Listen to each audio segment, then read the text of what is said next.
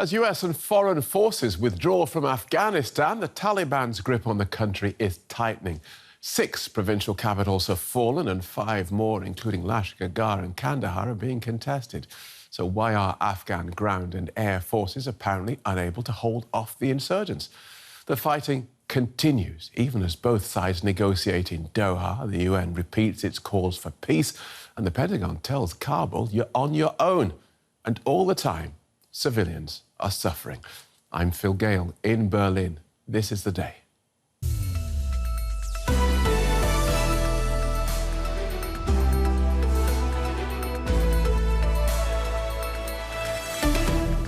And reports of violations that may amount to war crimes and crimes against humanity continue to emerge. They took one of my sons by the head like a sheep, cut off his head with a knife and threw his head away. And there are already reports of women having been flogged and beaten in public because they breached the prescribed rules. If there's a young girl or a widow in the family, the Taliban forcibly take them. We fled to protect our honor. There was a bombing.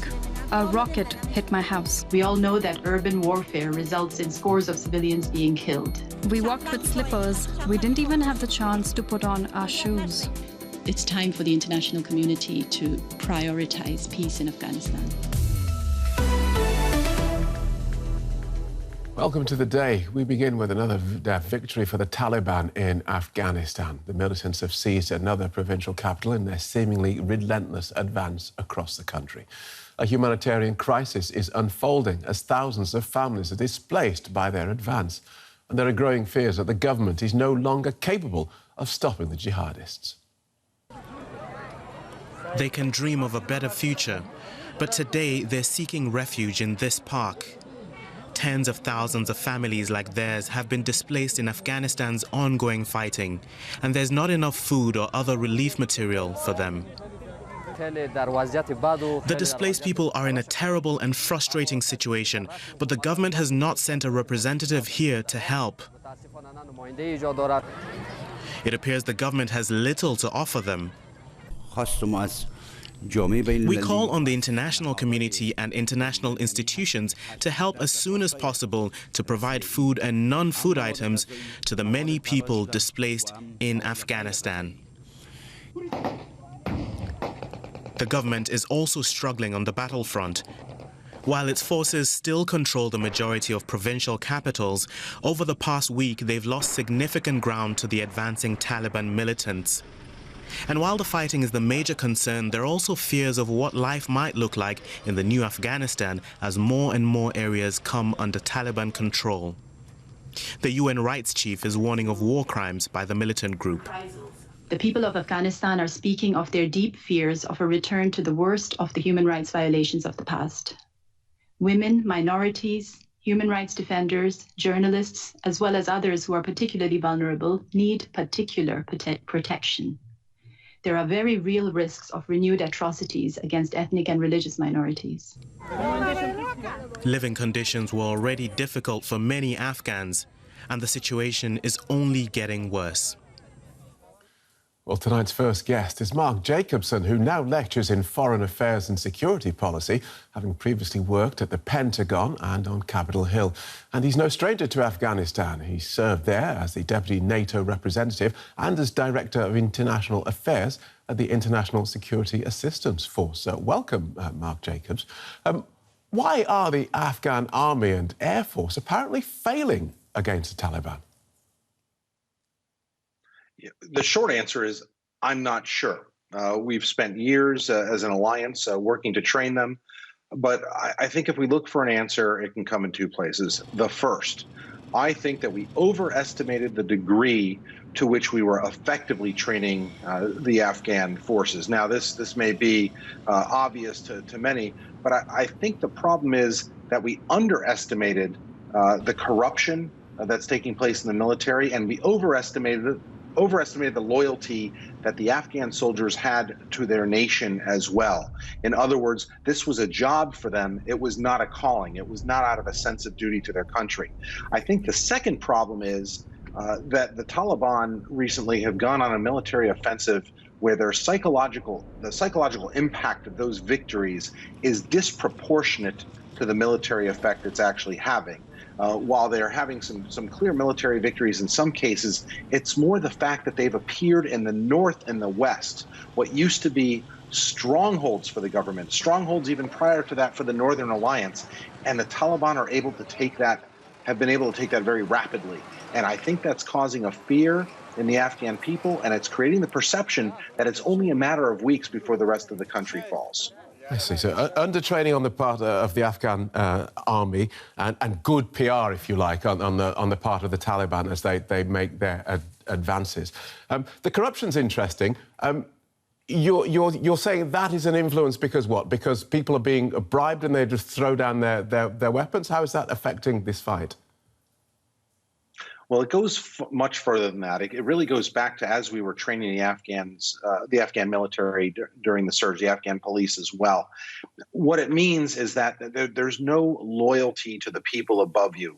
In other words, that, well, we're on the side of the Afghan government for a particular period of time, but in the end, we don't really trust our government. We don't really want to fight for them. So we might be able to train them how to shoot and how to move and how to communicate, but it's up to the Afghan leaders to create that sense of nationalism, that sense of pride in their own nation that is really what would bind them together in this sort of fight. This is the first real challenge they have faced without the support of allied forces. And so they don't have the backing of the American military or the German military or the Brits or any of the other partners to provide them that sort of guidance on the ground. It's up to the Afghan leaders themselves. Right. And other than their special operations units, which are doing fine, they just don't have that unity and that of effort that's required for victory. The US Special Representative for Afghanistan Reconciliation has been quoted as saying that the Taliban are demanding that they take the lion's share of power in the next government, given the military situation as they see it. Is that how you see this playing out? The Taliban at the negotiating table saying, give us what we want, or we just keep on fighting? Well, I would say two things to that. First, it's not just at the negotiating table. We have to actually get the Taliban to stay at the negotiating table. They don't have any incentive to negotiate while having military victory after military victory. The second thing is the American Special Representative, Zal Khalilzad, he's part of the problem here. He was part of the Trump administration that set up this that really set up this failure, that announced the American unconditional withdrawal. And he was part of the team that didn't really set up anything except the Taliban for victory. And so I really am surprised the Biden administration is keeping him on. And essentially what this new administration has done is doubled down on a failed policy. We look at how quickly things have gone south without any planning. No planning for the refugees, no planning for those who need to escape from Afghanistan. It was done so abruptly. So I'm not saying it shouldn't have been done. What I'm saying is if you think we should have left Afghanistan, you should have done so in a way as to not to create the conditions for the Afghan government to fall. And that's exactly what's happened. Let's follow that thinking then. So you have President Trump pulling the plug on America's involvement in this foreign war, confirmed by the new guy, President Biden. And there is this thinking that if anyone in Kabul or in any of the regional capitals that the Taliban has now taken, if they were in any doubt, Pentagon spokesman John Kirby spelled it out today, loud and clear. Let's hear from him. But this is their country. These are their military forces. These are their provincial capitals. Their people to defend. And it's really going to come down to the leadership that they're willing to exude here at this particular moment. So, Mark Jacobson, is there any way to interpret those words other than Afghanistan, you're on your own? No, you're absolutely right. That's what John Kirby, former Admiral Kirby, someone who's been invested in this fight since October 2001, when Allied forces first went into Afghanistan, has simply said the opposite of what he and others have said for so long, that we are there with you, shoulder to shoulder, side by side. We're going to fight with you. your interest in having a free and peaceful Afghanistan is in our national security interests as the United States and as the NATO alliance. And that's all been thrown out. And what's disappointing is I believe, and some others believe, that you could have had a very minimal military effort, one designed to keep training the Afghan forces and to provide a little bit of extra security when needed so that the development missions could go on. And now that's gone. That's gone. And we talk about, well, we've been there 20 years. We know that helping a nation become stable and grow is going to take some time. And I'm just very disappointed that we in the alliance don't have the patience to continue this with a very low level of investment. So just looking at the wider perspective, you're the man to ask this question. What is it about Afghanistan? What is it about the West's view of this country that means that neither force nor diplomacy have succeeded in more than 20, well, in fact, more than that, more than 30 plus years of conflict there? I want to make 2 points. There are a lot of people who talk about how Afghanistan has never been conquered and therefore should we be surprised that it hasn't happened again. I take issue with that because the NATO alliance, the Americans, never went in to conquer Afghanistan. The alliance went in to overthrow the Taliban, to deal with al-Qaeda, and then again, there was a change of mission to help build up the Afghan government. Now, I think your question is exactly on point, though. Why did this approach, the counterinsurgency approach, the mix of military and diplomatic pieces fail? Now, this is where I think we can blame the Afghan leaders to some degree. President Karzai not doing what needed to be done to understand that this was an Afghan problem and not entirely a Pakistani problem imposed on them. Secondly, I think that we set these artificial deadlines, whether it was the Bush administration or the Obama administration. We failed to understand that, look, this is going to be a 20-year mission. Rather, every year we thought, well, this is the year we'll wrap it up. We're going to wrap it up this year. We'll wrap it up next year. Think if we would have said in the beginning in 2001, this will take us 20 years. Let's plan for it accordingly. And I think we tried too much instead to make Afghanistan in a U.S. image in terms of government and military, and that's not what that society is. It's much more federal, much more decentralized, frankly, more akin to European states, how they used to be. And we tried to create them in our own image, and that was a failed point. OK, that's very clear. Thank you so much, Mark Jacobson. My pleasure.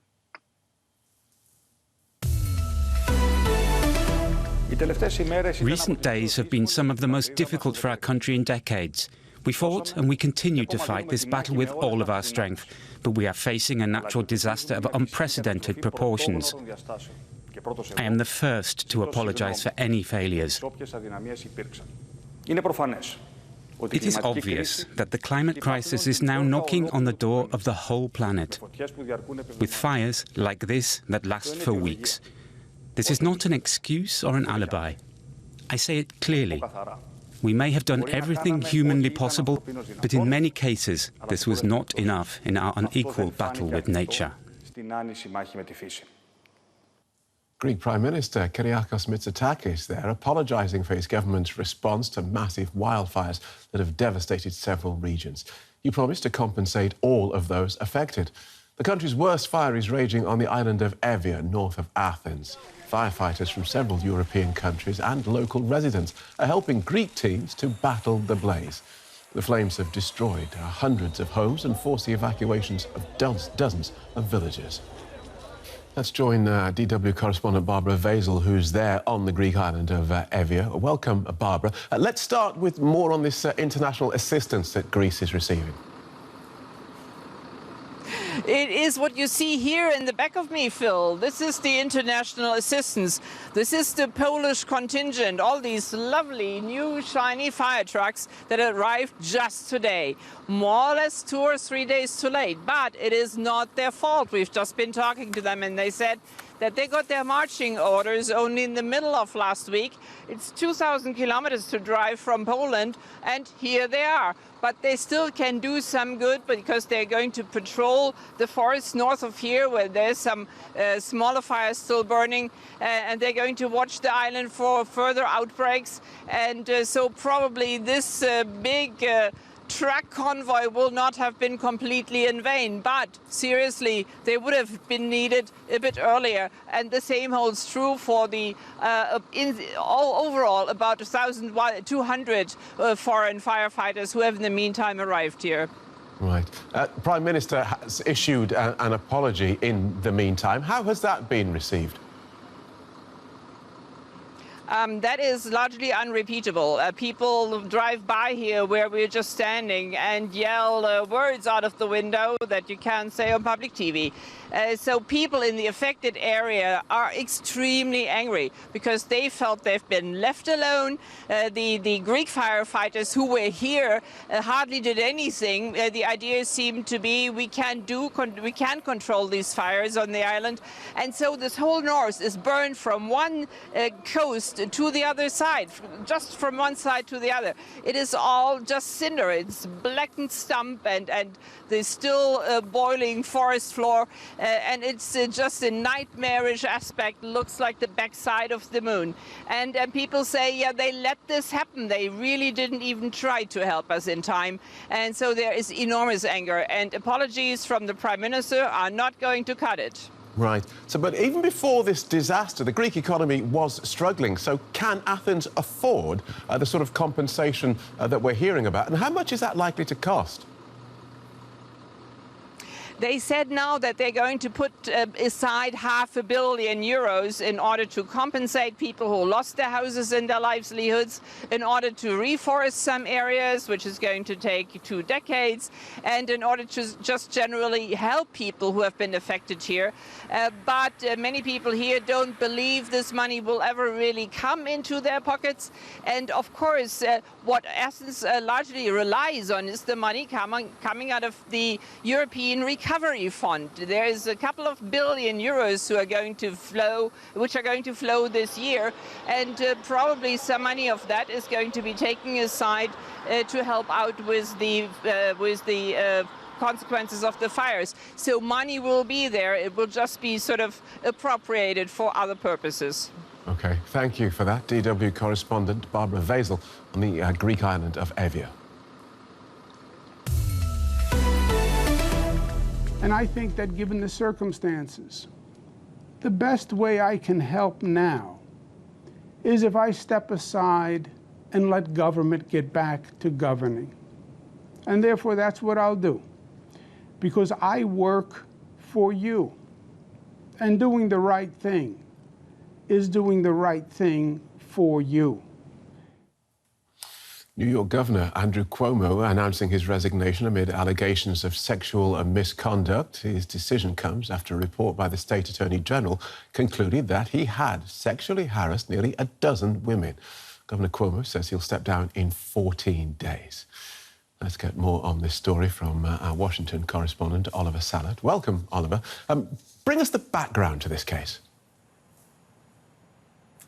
Well, Phil, there were several investigations underway against Andrew Cuomo, the outgoing governor of New York. But the one that essentially took him down was the one on sexual harassment. So there were multiple women, including current and former state employees, and they accused him of sexual harassment and or of inappropriate behavior, claims that Cuomo always denied. But adding to that, several dozens of employees described his office as a toxic workplace for young women. And then eventually the state attorney general of New York opened an investigation into those allegations and issued a report just 1 week ago. And there was a lot of damning material in that report. Produced one 25-year-old woman, for instance, reports that she was asked by Cuomo if she likes sex with older men. Another one claims that the governor kissed her on her lips. And that's basically when things started to go south for Andrew Cuomo. Right, but he clung on despite this swirl of allegations that surfaced in December of last year. So why go now? Yeah, he clung on for just for some time, really, Phil. But then eventually more and more calls of resignation ended up piling up on his desk, really, bipartisan calls, not only the Republicans, but also the Democrats. So he lost support in his congressional delegations. The New York State Assembly, that is led by Democrats, launched an impeachment inquiry against him. So from his own party, really. Even President Biden publicly then called for Cuomo to resign, and there was certainly a point reached where he had to give in. However, until today, Phil, he denies any wrongdoing. His defenders now say there were flaws in those reports, accusing him of harassment. Cuomo says the accusers that came forward were motivated by political differences and driven by that so-called cancel culture. That's his take here. But it's really a remarkable fall from someone who was the star of the Democrats, who was considered as a presidential candidate just 1 year ago, someone who was celebrated for his handling of the pandemic in New York, and who is now definitely the persona non grata of the Democratic Party. All right. Thank you for that, Oliver Salat in Washington.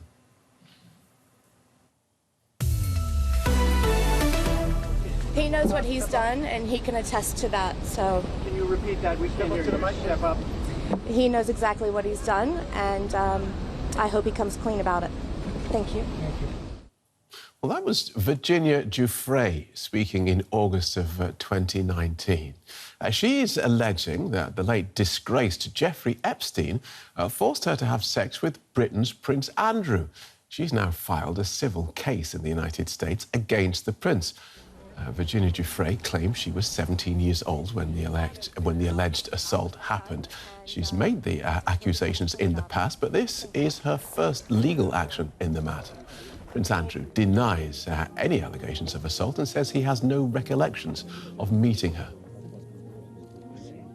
Well, journalist Victoria Murphy reports on the British royal family and joins us from London. Welcome. Let's start with this lawsuit. What more can you tell us about it?